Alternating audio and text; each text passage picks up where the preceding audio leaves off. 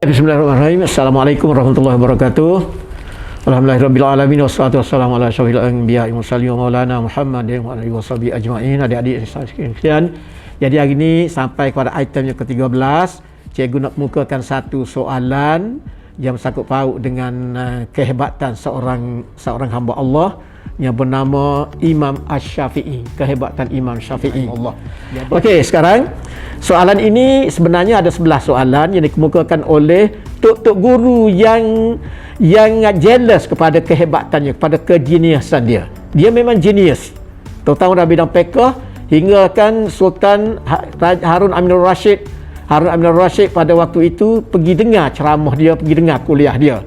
Dan tok guru pada zaman itu, termasuk zaman sekarang pun, masih lagi mencemburui di antara kelebihan tok guru masing-masing. Masing-masing nak menjatuhkan. Ini tidak hebat, tidak bagus. Baik, jadi pada Imam Syafi'i tidak terkecuali ada berbelah-belah orang tok guru yang hebat-hebat, berserban besar, yang tok guru bertaraf tinggi, masih lagi cemburu pada kehebatan Imam Syafi'i ini, kerana apabila dia menghuraikan suatu hukum fiqh dan hukum lain, mana orang boleh faham dengan cara konkret, dengan cara yang hebat sekali. Jadi satu masa tok guru ini berhimpun berjumpa dengan Sultan Harun Aminur Rashid untuk menjatuhkan Imam Syafi'i dengan mempersoalkan beberapa soalan, khususnya soalan mengenai ilmu fiqh. Jadi kalau Imam Syafi'i tak boleh menjawab, maka jatuhlah standard dia, tak adalah kehebatan dia. Jadi tok guru ni sudah dikatakan ada 11 orang, tiap-tiap seorang mengemukakan satu soalan. Jadi saya petik di sini untuk makluman tuan-tuan, 5 soalan sahaja. Jadi adik-adik cuba dapatkan jawapan daripada 5 soalan ini, dan minggu depan kita akan kongsikan jawapan yang sebenar yang dikemukakan oleh Ustaz Muhadi bin Jul. Terima kasih Ustaz. Jadi soalan yang pertama disoalkan oleh tok guru tadi ialah, ada seorang hamba Allah menyembelih kambing di rumah dia. Soalan yang pertama. Lalu dia keluar, ada keperluan sesuatu dan dia balik tu dia minta isteri dan anak-anak dia, kamu makanlah kambing tu, aku tak boleh makan kambing tu kerana haram bagi aku. Dan isteri dan anak-anak dia kata, kami juga tak boleh makan kambing tu kerana makan haram bagi kami memakannya. Jadi apakah sebabnya jadi cerita begitu? Itu soalan yang pertama. Okey, soalan yang kedua, ada 2 orang yang cukup akalnya minum arak. Seorang dikenakan hukuman, seorang lagi tidak dikenakan hukuman. Bagaimanakah kamu dapat menjawab ini wahai Imam Syafi'i? Tanya dua orang tok guru yang kedua.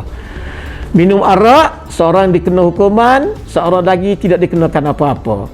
Apakah pandanganmu terhadap perkara ini wahai Imam Syafi'i yang bijaksana?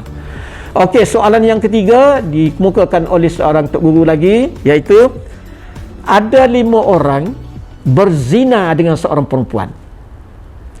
Orang yang pertama dikenakan hukuman bunuh. Orang yang kedua dikenakan hukuman rejam. Orang yang ketiga dikenakan hukuman zina. Orang yang keempat dikenakan hukuman separuh zina. Dan orang yang kelima tidak diberi hukuman apa-apa.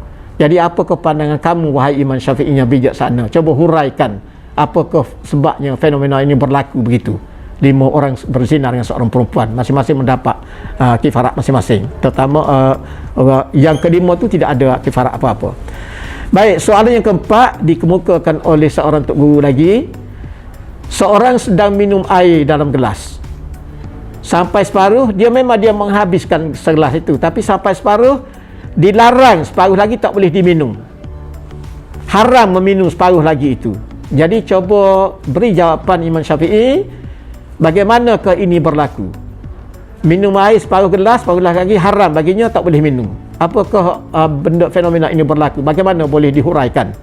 Okey, akhir sekali yang kelima, dia ada 11 soalan tapi saya kemukakan 5 soalan saja. Seorang laki-laki memberi satu uncang kepada isteri dia mengandungi sesuatu benda, dan diikat uncang itu, dikuncinya, dan dia mengarahkan isteri dia, kamu keluarkan isi dalam uncang ini dengan apa cara sekalipun, tetapi jangan dirosokkan kuncinya, jangan dibuang talinya, jangan diapa-apakan uncang itu. Tapi syaratnya isi itu mesti dikosongkan.